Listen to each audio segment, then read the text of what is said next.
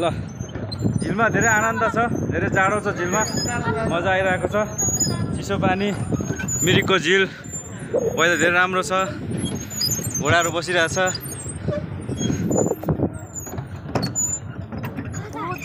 बहुत गहिरो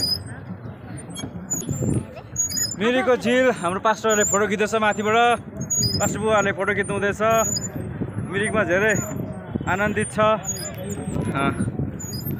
भाउजू तपाईँलाई कस्तो लाग्दैछ? एकदम अच्छा लगा है। अच्छा दाजु तपाईँलाई कस्तो लाग्दैछ?